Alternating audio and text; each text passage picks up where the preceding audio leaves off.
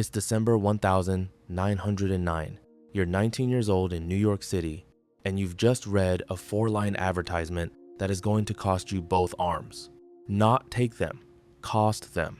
There's a difference, and you'll spend the next 28 years learning it. The advertisement runs in 2 papers on the same morning. A hospital needs a man. It offers a substantial reward. It doesn't say for what. You go because you haven't worked in 5 weeks. So do 59 other men. They line you all up in a corridor that smells like carbolic and wet wool, and a clerk with a pen moves down the row asking your age, your weight, and whether you've had a fever. Nobody asks what you do. Nobody asks your name until the very end, and when they finally do, they don't say it back to you. They write it on a card instead. The card is small, about the size of your palm. Your name goes on the top line.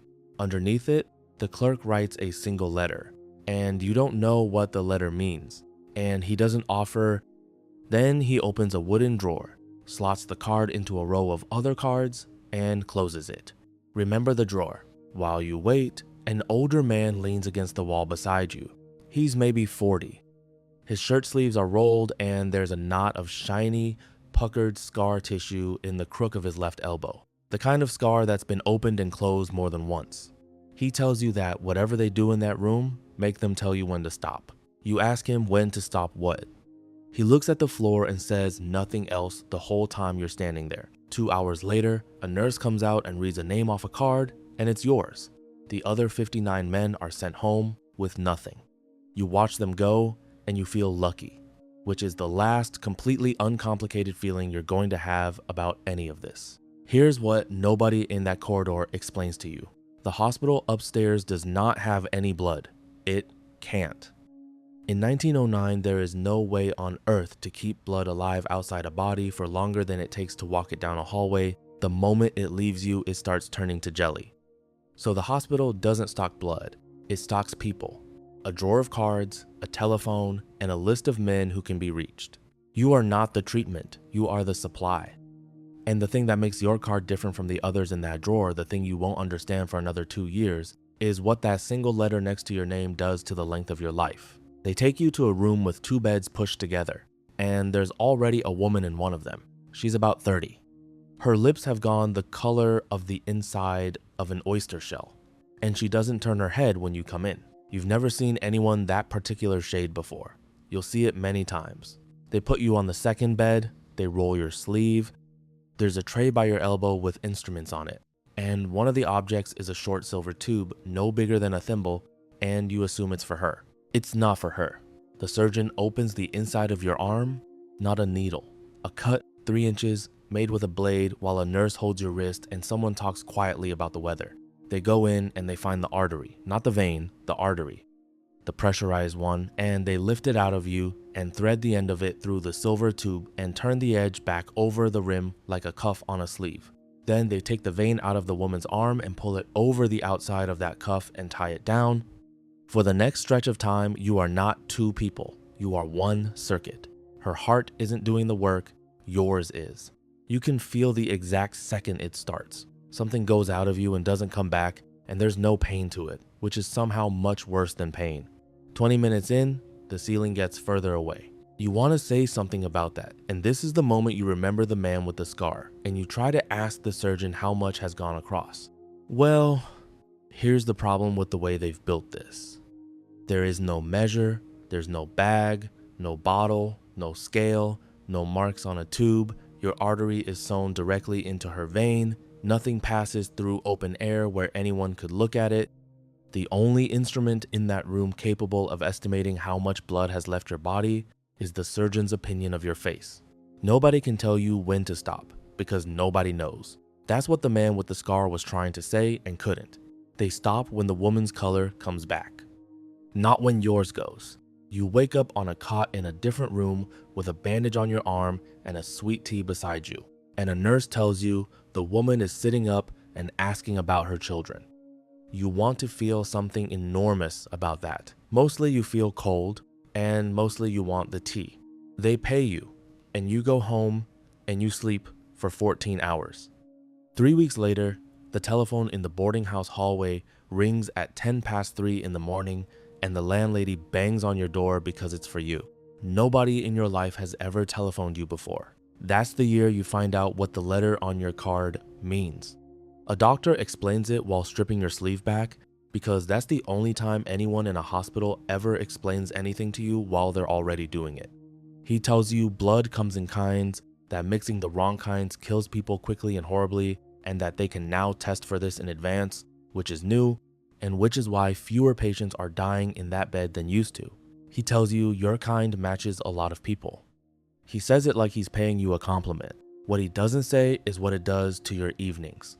Because matching a lot of people means being phoned for a lot of people. And in a hospital whose entire blood supply is a wooden drawer, being the name that fits most often means being the name that fits most nights. The other men on that list are the reserve.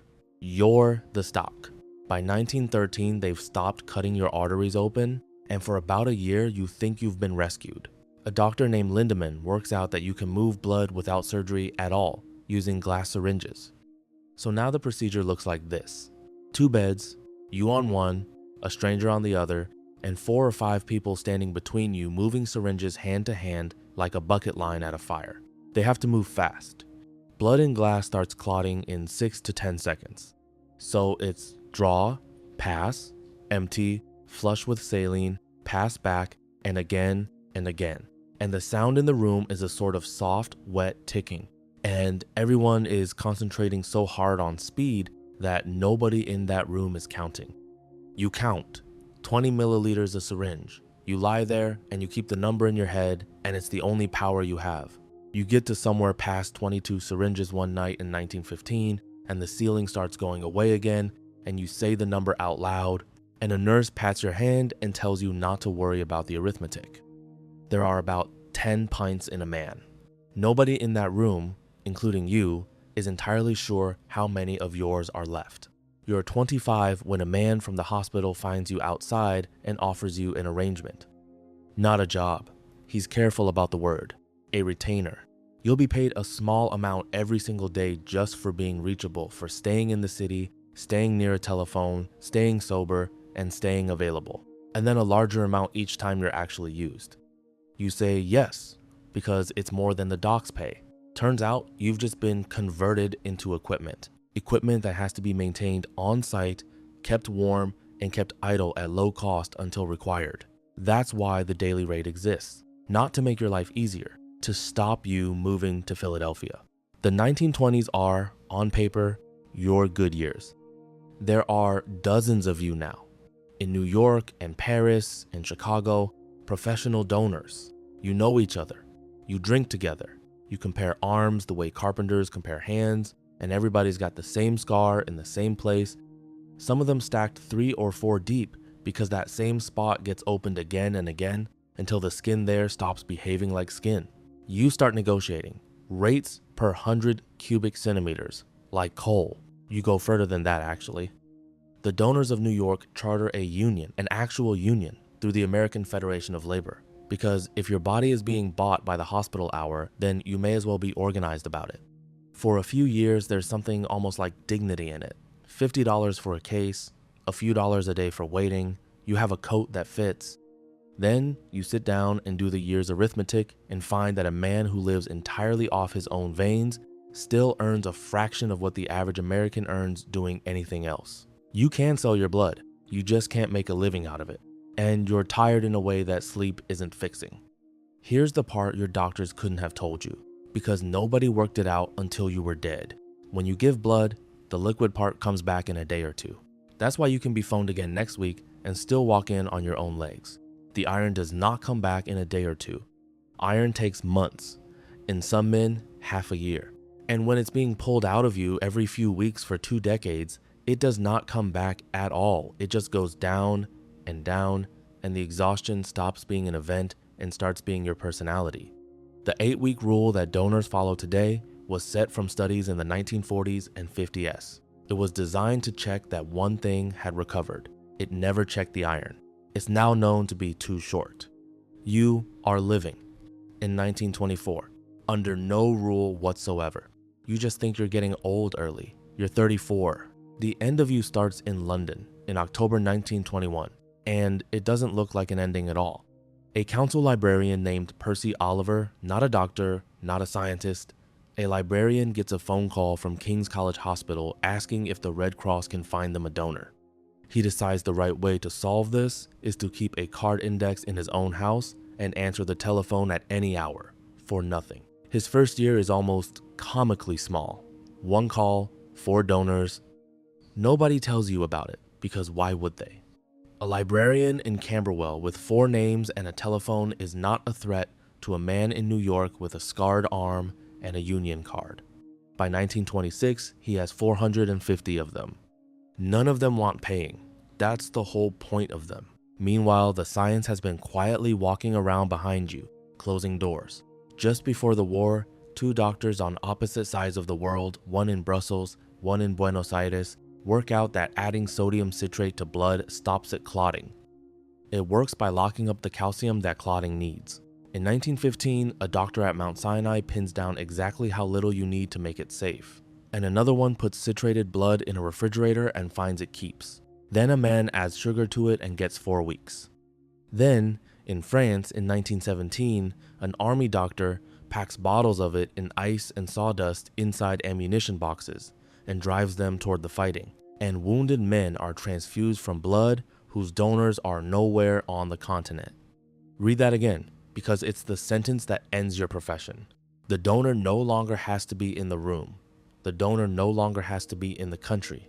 The donor no longer has to be alive at the moment of use. And in Moscow, in March 1930, a surgeon proves the last part in the most literal way available to him by transfusing 200 milliliters of blood taken from a man killed 6 hours earlier in a bus accident. The patient lives. The Soviets keep doing it for 40 years, over 2,000 cases by 1938. You are a professional whose entire value was that you were warm and nearby. They've just demonstrated that the blood works fine, cold, and that the man it came from doesn't need to be breathing. The 15th of March, 1937, Chicago. A doctor named Bernard Fantis opens a room at Cook County Hospital where blood is collected, citrated, refrigerated, labeled, and stored on shelves until someone needs it. It costs $1,500 to set up. In its first year, it handles more than 1,300 transfusions. He nearly calls it the Blood Preservation Laboratory. He changes his mind because that sounded too much like what it was. He picks a word people would find less squeamish a word from banking, with deposits and withdrawals and accounts, so that nobody standing at the counter has to think too hard about where a deposit comes from. He calls it a blood bank. And it works. Of course it works. Within a few years, every serious hospital wants one. The telephone in your hallway stops ringing.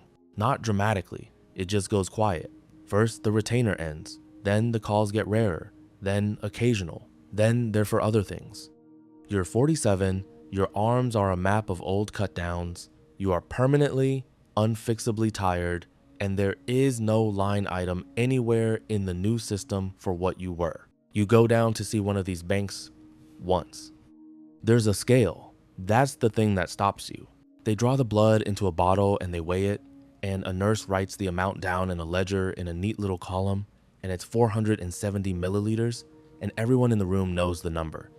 28 years.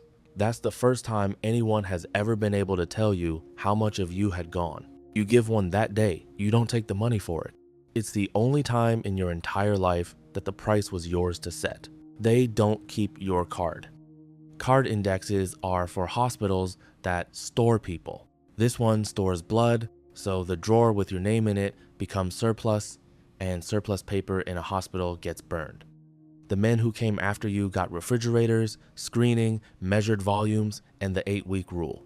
The men who came before you got nothing and are not recorded anywhere at all. But here's the thing about the system that replaced you. It never actually replaced you. It just moved you out of sight.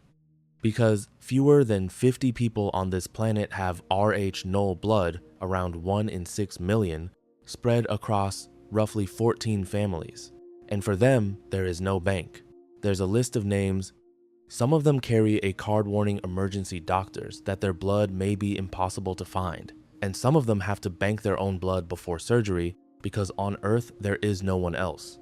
A 2-year-old with a rare missing antigen sent hospitals hunting across 3 continents.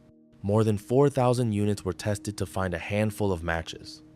In Australia, the anti-D program that has protected millions of newborns has run on roughly 200 donors for a country of 45,000 at-risk mothers a year, and one of them, a man who was afraid of needles and looked away every single time, gave 1,173 times over 63 years. He died in February 2025. Armies never stopped using you either. They call it a walking blood bank now. Thousands of pre-screened soldiers who can be pulled out of the line and bled directly into the man beside them. Warm, arm to arm, exactly as it was done in 1909. And the money never left. It just found poorer arms. Arkansas prisoners were bled at about $7 a pint, and that plasma crossed oceans and infected thousands. Farmers in Henan were told selling blood was harmless, and one village came back 65% HIV positive. Around 70% of the world's therapeutic plasma still comes out of the United States, paid for by the leader, and for years, roughly 1 liter in 10 of it came from people crossing the southern border to sell it. There is a fridge in your hospital right now with your blood type on a label, and it feels like a solved problem. And that is precisely what it was designed to feel like. They didn't stop needing a specific human being with a specific arm at 3 in the morning. They just stopped calling it that.